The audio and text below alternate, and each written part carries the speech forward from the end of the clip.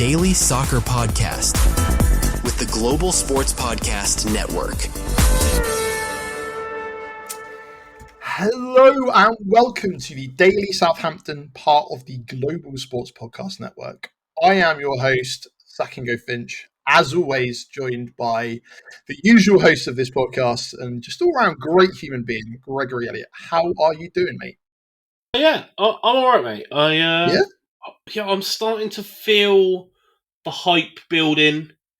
I'm feeling like it. I know we're heading into a weekend of international football, if you can call it that. But I'm feeling the hype of the important game that's coming up. Slowly, I'm getting there. The most important game, mate, and I'm sure it's got nothing to do with the energy that you're feeling with the kids going back to school. I'm so excited for that. Maybe more than the derby this week. It's been a long 6 weeks. Right, so anyone that's familiar with the channel to this time knows that we're now at the international break period, as Greg just pointed out, which means that it's time for another player profile. So today, going to do our new sign-in, deadline day sign-in, Leo Scienza. How does that sound, Greg? Sound good? Mate, sounds amazing. I am very excited. I have seen from his welcome media and just from some of the stuff that I've looked at that you're going to have a lot to talk about today. So I'm ready for it. There's a lot. There's not a lot, but there is a lot, if that makes sense. This was another one that was just really hard to, like, a couple of the sources I've used to end up being like German translations, which I'm going to say off the bat, like, I will basically point out if I think the source is dodgy from the start, because and a lot of his youth career is not really covered because he's had a bit of a whirlwind sort of career for where he's now at, right? So he is 26 years old. He was born in Venantinho Aires in Brazil. Probably pronounced that bad. I'm bad at my Portuguese. My apologies. He is of Luxembourgian descent, but he is unable to play for them because he needs to live in Luxembourg for 5 years for him to be able to do that. But he is also Brazilian. He's 5'9" and can play as both a winger or attacking midfielder. And quite frankly, he was the dramatic deadline day signing that we all needed, right? So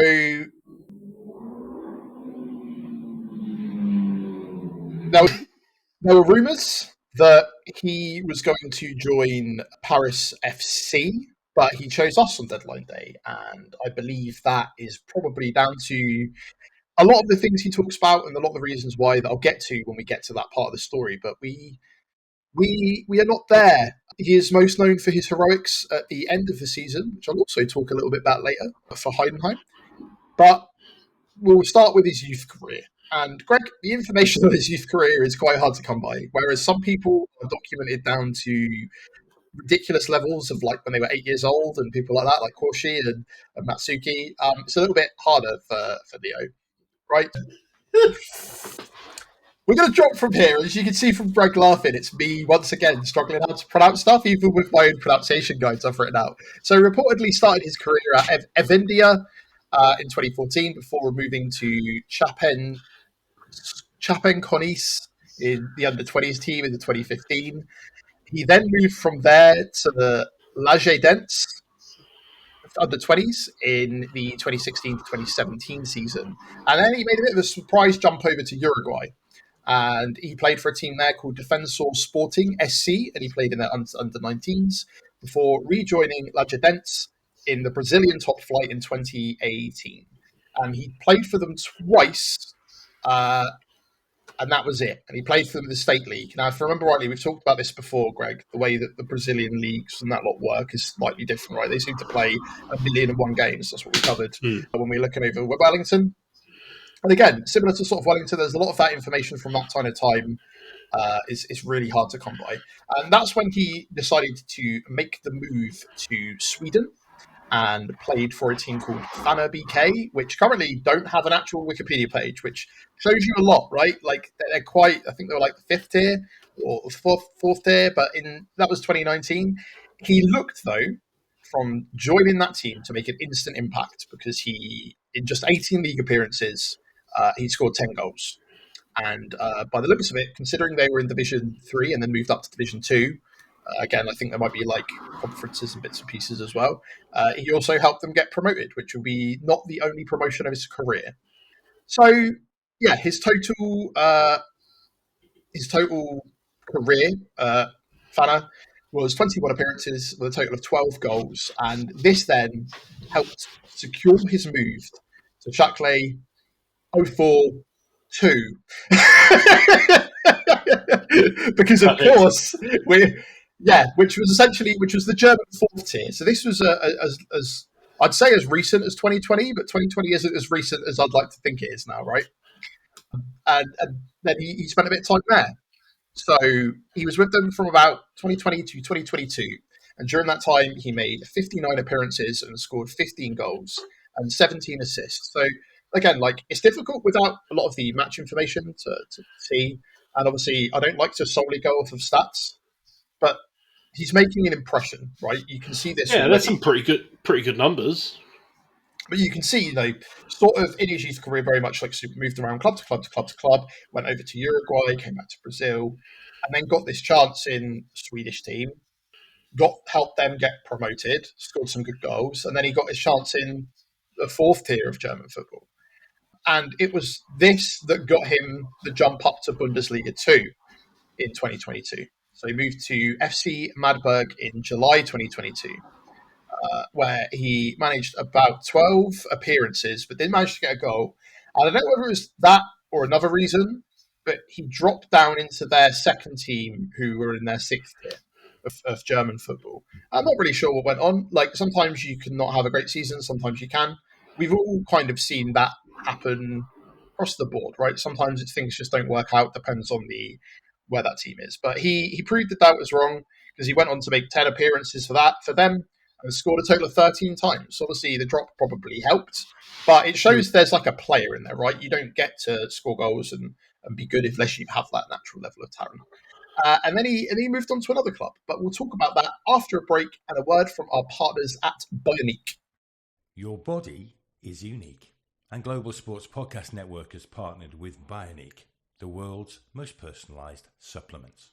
Bioniq provide 100% tailor-made supplements, designed to deliver precisely what your body needs at exactly the right levels to optimize your health. No guessing. So click the link in the show notes. Use the code GSPN2025 for 40% off your first month's subscription. Bioniq. Don't settle for off-the-shelf solutions made for just anybody. Get what's right for you right now.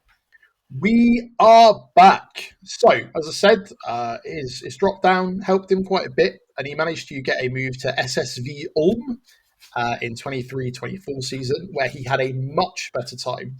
So he appeared a total of 34 times for them, scoring 12 goals and making 15 assists. So again, like, part of these stats is he can do both, and that's one of the things we've always lacked in a winger, right?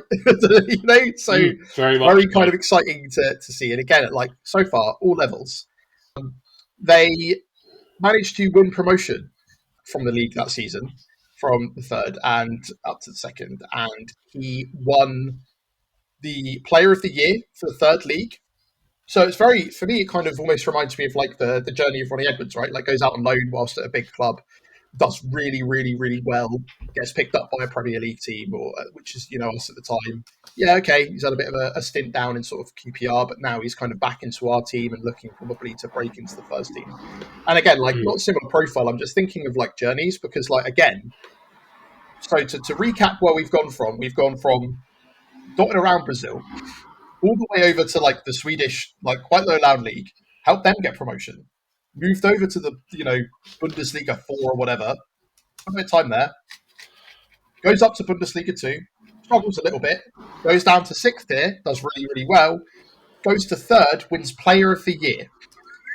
Yeah. So you've managed to see all tiers, and I think he talks about it in his interview, like first sort of interview, and he does it in a really good piece by George Rees-Julian as well, where it's like talking about how he's like gone from playing essentially in like cages with like 3 or 4 people watching the teams play to being on these big sort of center stages, and we're going to get to why he's so like important and why we've probably one of the clinching things that resulted in us signing him in a second. But his total appearances for SSV was 34 times, 12 goals, 15 assists. And that is what won him his move to Heidenheim in July 2024. And his remarkable rise through the ranks resulted in him repaying them early with his first goal in a 2-1 away win over BK Häcken in conference qualifying. Right? So, Nice. played a bit of European football as well. And on September the 1st, he managed to get his first Bundesliga goal in a 4-0 win over Augsburg. However, his most iconic moment for the club probably came in a match that was May this year, where he scored a stoppage time winner in a 2-1 away victory against Elversberg in the second leg of the relegation playoffs, ensuring their survival. So it's like, I don't know, it's like the Adam Armstrong goal at Wembley, right, for us. It's very important. Goals, not just goals at important times. Yeah, and basically, like he pretty much assisted all of the other goals in those relegation playoffs. So he was instrumental, and like some people basically described him as single-handedly keeping the team up from being relegated. Very sort of reminds me of like almost the star quality in what might have been a rough season. Like I don't want to say I knew Matias Fernandez, but like that is where I think some of the comparisons and the links are being there, right? Like, despite being in a team where they might have struggled, he was like a bright spark, and well, I mean, this is a little bit where you're the research man, and we tend to leave that up to you. But I watched the highlights package, Zach. I've done a bit of research myself, and I watched the video that Heidenheim put up of his goals and assists from last season, and he's such an incredible talent. Like, he's got crazy fast feet. He's not scared to take a player on. He's got a bit of flair about him. It just reminds me of like a peak Adam Lallana is the way I would describe him. Like, it's just, and he's wearing gloves, which is going to upset some people in some of the videos, but just it looks like a proper baller, mate. It's going to be good. Such a weird thing that people can get so mad about, but always makes me laugh. You get paid £10,000 a week to play football. How can you be cold? Human bodies react the same way, whatever. So yeah, this has kind of led him to the start of his Southampton chapter, right? And I think what I've put, mainly down to it is it shows you an incredible rise from somebody when they put the hard graft in. Like that's such a weird way of getting to where he is now. But shows you, like, hard work pays off a lot of the time, depending, it doesn't matter what career. And it's such a different trajectory to what I've seen in the past. I don't know about you. Like, it's giving sort of like it's not even like the sort of stories you hear, like a Jamie Vardy or a Ricky Lambert of like, oh, they were playing in the Conference League and then they shot up and then got this move or whatever. It's very much sort of like, you can almost see him working his way up, like literally, bit by bit to get where he is today. And there's definitely a player in there that's someone to be excited about. So he finished his Heidenheim career with 40 appearances, 9 goals, and 8 assists.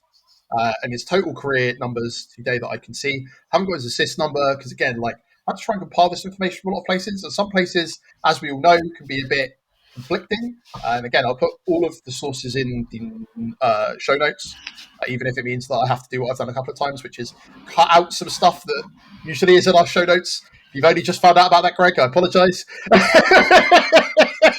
Definitely only just has.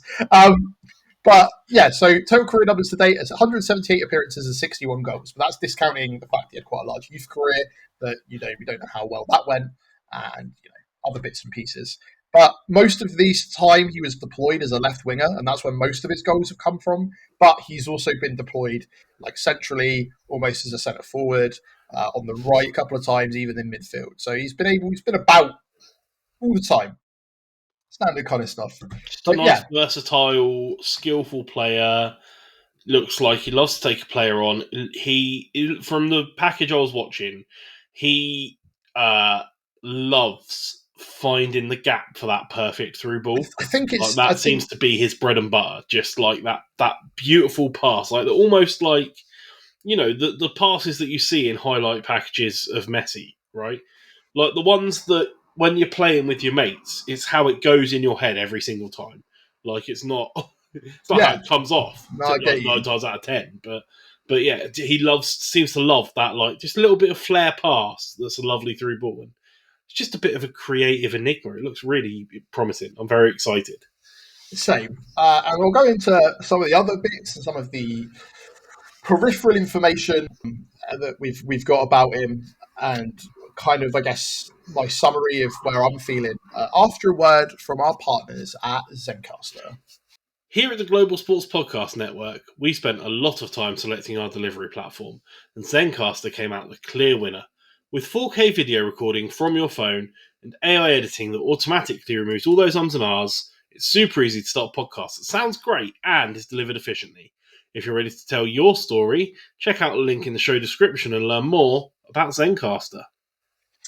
And we are back. So, he's now a Southampton player. What else is there to know about him? Well, I did the other standard stuff I have a look at. So, I had a look at his management agency. It's always a favourite part of my profiles for this. I don't really know why. I just find it fascinating. He is part of a company called CM Football Management.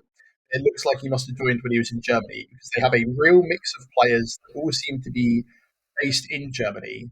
They are owned by, I think, a dual national German, I think it's either Serbian or Croatian. I think it's Croatian. And their scout is Swedish. Leo is by far their highest profile players. They've got kind of players dotted around the German league. So my guess is that he probably joined up with them quite early on.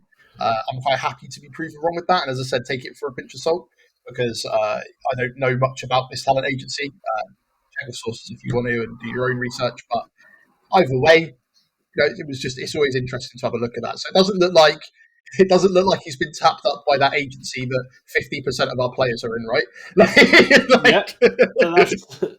That's always good news. I mean, look, mate, agent does not equal Jorge Mendes is really all I'm looking for at this point. So. Yeah, I think that's kind of where I'm at too. So he is also outfitted by Puma already. So I don't know if that was after he came into Saints or was an existing thing. I just find it fascinating, like the idea of, Johannes Sports having a chat with one of their shirt sponsors, be like, "Oh mate, you heard about that Leo guy? He's one of us," and then that being the way. And I don't think that anything like that ever happens. But also, like, the real world is very different to this world we have in our head, right? Where a lot of the time it's a connection of who you know, not what you know. But that made me laugh. And I think that one of the biggest things that I've taken away was just his great enthusiasm for signing up for us. Like, it wasn't even just sort of like, "Oh, I'm so happy to play in England." Like, obviously, that is always a thing, and the Premier League thing is always a thing. But it's the fact that he seemed really enthusiastic to kind of get going, really enthusiastic to sort of play in front of the fans and understanding and watching compilations and all that bits and pieces, because I know a lot of them do when they join clubs, especially if they don't know them too much. But like, knew of who we were, which is always fun. It's always like a nice thing. But I think it's again like the desire to want to come to our club, which is a thing that sometimes it does very much feel like we're not the destination, we're a stop on the way, right? And like, looked very much like he's just very passionate to play. And they said in his first interview, I think, like, if you've not watched it, it's on the Saints app, I think, but it's very good. And he was talking about, and for me, I see him quite similar to our manager in the sense of Will Still is just like, yeah, I just like football, and he's just like, I like to play football. I don't really think about it too much. I kind of work off instinct, and I just like playing football. And like, I think that's always nice. As you said, that's where you get into baller territory, right, Greg? Because it's like, I'm going to try that part. I'm going to try that like through ball that goes off in my head, and oh my god, it worked out well, right? Yeah, and that's always nice to see. That's unbelievable. Like, honestly, I watched the video package earlier before we recorded. Just some of the goals and some of the positions he gets himself into, or some of the passes, just like, man, that's some really good stuff. This is exciting. He is a proper exciting talent. And, I mean, look, he wants to be excited about the atmosphere and the fans. And, I mean, what better way to sort of ingrain yourself on the fan base than coming on the pitch in the South Coast Derby? No getting 3 of them and curling one top bins. Like, I mean, That's it. yeah, but in the history book, stamped, done. Like you're right. That let's not get ahead of ourselves, but that would be an incredible way to introduce yourself to a fan base. yeah. George Reece Jr. also did a great article, and I've tried not to plagiarise any of it, but I did have a great quote from it, which was talking about how Scienza is the only player to score 3 direct free kicks in Europe's top division during 2025, a feat he achieved by scoring against Wolfsburg on the opening day. So that was from George Reece Jr., and that's like, what a crazy stat that is. So that is mental. But I mean, he's got to take the boots away from Manning, and from what that we've is seen also, on Instagram this week, what maybe George Will pointed out. will be subbing himself on for some free kicks, right? Like what George also pointed out is like, despite the fact that Manning has scored like 2 of the best worldies in like recent memory, maybe give it to the guy that is proven to score worldies. Who knows? Mate, actually, it's even more promising than that because Manning has a wand of a left foot and Scienza has a wand of a right foot. So that really means that around the box either side is danger territory, you know? Perfect. Well, we're already starting to score more from set pieces, which is insane to think about. When we were joking about how we're like the only team to not score from a corner in like 100 games or whatever it was. Yeah. Now it seems to be pretty much where we're primarily scoring from. But I just wanted to talk about some of the other peripheral stuff around him. So he had some transfer rumours around him before us, right? So I found, and again, take this with a pinch of salt, because some of these are websites where I'm not sure how reputable these sources are. Some of them are converted from German, so who knows? But he was rumoured to be joining Como in Serie A, according to some transfer website. And obviously there were the links to the Paris FC, but it was like us that got the man in the end. And by the sounds of it, wasn't ever really much of a competition. They might have put an offer in, they might have accepted it. By the sounds of it, he was like, yeah, I want to come and play in the UK and play for like a big team. You know, I'm very excited to come and play for Southampton. So it wasn't even much of a decision. There are other sources linking him to a move to Borussia Mönchengladbach as well. But obviously that never panned out because he's come to us. And that was when he was doing, you know, because of how sort of prolific his last campaign was. So my summary of this, Greg, and the notes that I have say, really excited prospect, and I'm ready to be hurt again. That's where I'm at. I'm ready for us to have an incredible season with a player, and then somebody bid a ridiculous amount of money, and then we don't get to keep him, and then he sets the world alight, right? And then we become a footnote in the story. But like, let's enjoy that footnote. And I'm sorry if I've overhyped you, Greg, but like, I'm excited for it. Couple of great seasons, though, hopefully, right? Because if he gets promoted with us, he's probably going to stay in the Prem with us. So, you know, there's the prospect of 2 good seasons, right? Let's hope. Oh, that's what you got to hope. And yeah, I mean, look, reading about that and seeing the video package today, it's got me really excited about just our attacking prospects in general. Yeah, 100%. We've still got concerns at the other end of the pitch, I think, but I mean, as long as we score more goals than anyone else, it doesn't really matter, does it? It's just as long as we have a 450 goal season, mate. It's just going to be class. As long as we deal with it before promotion, right? That's the main thing. Yeah. If we get to that point, like again, I don't want to jump through too much hoops, but you can tell that he's got the ambition to get promoted with us. He knows what the plan is. He knows that that's part of it. He's done it before. Doesn't matter at what level, it still requires the same level of like, you know, you need to be consistent and score and keep things up. So yeah, I'm really excited for it. He's already making an impression with the fans. I've seen him interacting with a couple of people on X, and he's, you know, it's again, as I said, I'm ready to be hurt again, mate. Oh, how exciting! I'm not convinced that I want him exposed to what our fan base on X or any fan base on X. To be honest, that's that's but again, like depends. Like some people can avoid it altogether. Some people will take it all in. Some people, you know, it's up to a person how to deal with their individual, I guess, fame, if you'd like to call it that. But I feel like let's just hope it all works out, and I think that there's a good chance that it will. And it's exciting. It's exciting. Yeah, that's the main thing about it, right? Like we're all excited, we're all hyped. We've got all these new players in. We don't know a huge amount about them. When we dig into it, they, you know, it's like the amount of like X Factor style stories you've got in our squad this year alone is incredible. And a lot of it, you know, this is one of them where I'm like, man, to graft through the leagues the way that he has, and like essentially single-handedly save his team from relegation, and then come and pick us. Yeah, I'm happy with it. I'm really, really happy. I think it's going to be great. Awesome. Oh yeah, I'm so excited. I'm so ready. The hype is only building for me for the next weekend. It's It's only growing already, mate. I'm going to be bursting by Friday, honestly. So that's pretty much all we've got time for today. We'll be back next week with something, I'm sure. We haven't entirely planned out our content calendar for the rest of the international break, but there's a lot of stuff to talk about as always. Thank you for listening. Thank you to you, Greg, for absorbing all the information. Thank you to all of the sources. Thank you for collating the information, mate. It's been brilliant. I love your profiles. I learn so much every time. Thank you to the wonderful listeners for listening. As I said, we never claim to be experts, but I try my best to put this information together in a listenable format so you can learn a little bit about the players that we have. And if you want to do your own research, there's plenty of ways to have a look. Although with this guy, it was significantly harder than I wanted it to be. But yeah, check us out on all the social media. We're on Facebook. We're on X, we are on Blue Sky, we are on YouTube, we are on Instagram, we are on TikTok. Most importantly, we are on a podcast platform that you are listening to. So stay tuned for the more and more content. And thank you very much for listening, and we will see you in the next one. Have a good weekend, everyone. Bye.